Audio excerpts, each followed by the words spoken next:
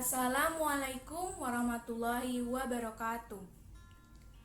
Alhamdulillahirobbilalamin bagi kita semua yang masih bisa diberikan kesehatan di tengah pandemi ini, dan yang dalam kondisi kurang baik semoga diberikan kesembuhan. Amin ya robbal alamin. Tak lupa sholawat dan salam kita junjungkan kepada Nabi kita, Nabi Muhammad SAW. Semoga situasi pandemi ini bisa cepat berlalu dan kembali normal seperti biasanya. Yang saya hormati Guru Bahasa Indonesia, Ibu Sari, dan teman-teman sekalian yang saya hargai.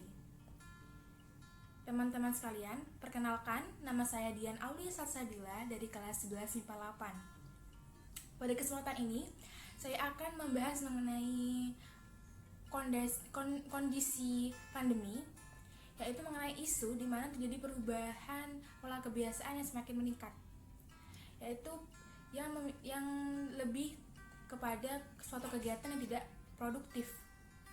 Pola kebiasaan tersebut sudah mulai teradaptasi dan menjadi nyaman bagi kita.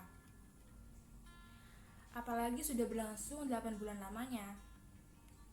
Teman-temanku, keadaan yang menjadi ruang gerak kita terbatas ini kadang menjadi kita alasan untuk bermalas-malasan, bermain HP, atau rebahan saja. Jika kita pikirkan, itu akan menjadi bumerang bagi diri kita, terutama berdampak pada kualitas dan kemampuan diri kita sendiri. Tidak sedikit teman kita jika kita tanya atau di lingkungan sekitar, apa yang mereka lakukan tidak ada.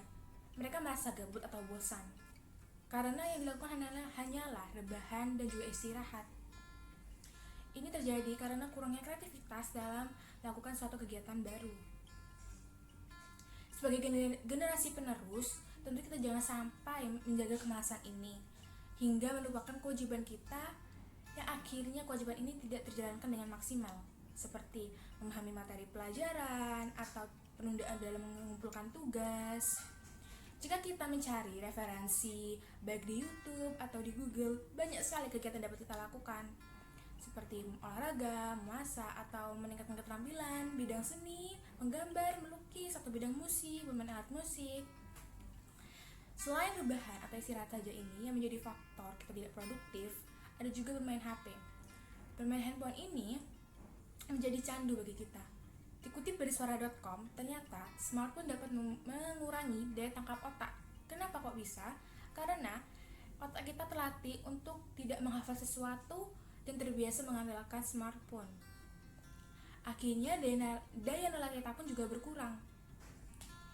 Ini bisa jika berkepanjangan dapat berefek pada target-target kita, seperti diterima di PTN, ingin diterima di PTN tapi tidak mau usaha, itu akan sama saja. Sebenarnya mengapa di rumah saja ini menjadi kita tidak produktif? Karena mindset atau pola pikir kita, jika di rumah apa yang lagi dilakukan selain istirahat, apalagi peluang kita semakin besar untuk rebahan, karena sebagian besar kita itu berada di kamar pastinya. Seharusnya kegiatan di rumah saja ini bisa dijadikan kita untuk mengembangkan diri, untuk melakukan aktivitas yang baru. Orang-orang sukses itu pastinya tidak menggunakan waktunya hanya untuk yang tidak berguna. Pasti mereka memiliki kesibukan yang berguna. Kita ambil contoh saja, Maudy Ayunda. Dia merasa ketakutan sendiri ketika dia tidak produktif, seperti terlena dengan menonton film. Dia akhirnya menghentikan itu dan menggantinya menjadi membaca buku. Tidak heran jika dia diterima di universitas terbaik di dunia. Istirahat di tengah pandemi memanglah penting, namun kuantitasnya kita juga perhatikan. Istirahat yang berlebih bukan menjadi sehat, tapi badan kita menjadi lebih capek.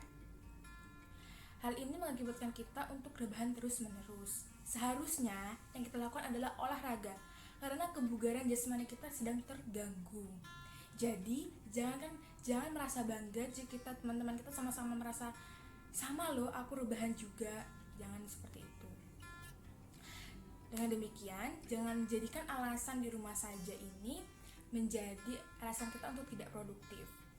Sehingga ketika pandemi ini selesai, kembali beraktivitas normal, kita menjadi manusia yang kosong. Artinya potensi kita hilang karena dimakan oleh kemalasan yang sudah menjadi kebiasaan ini. Kemalasan ini sudah menjadi kebiasaan. kita perlu mengubahnya perlahan-lahan. Mengubahnya itu susah, tapi kita tidak boleh stuck dan harus berusaha untuk terlatih. Sebagai generasi penerus, tentu kita akan meneruskan bangsa ini dan kita akan bertanggung jawab untuk meneruskan negara ini seperti apa. Nah, pastinya kita ingin menjadi orang yang sukses dan juga berguna. Itu saja yang dapat saya sampaikan. Kurang lebihnya mohon maaf. Wassalamualaikum warahmatullahi wabarakatuh.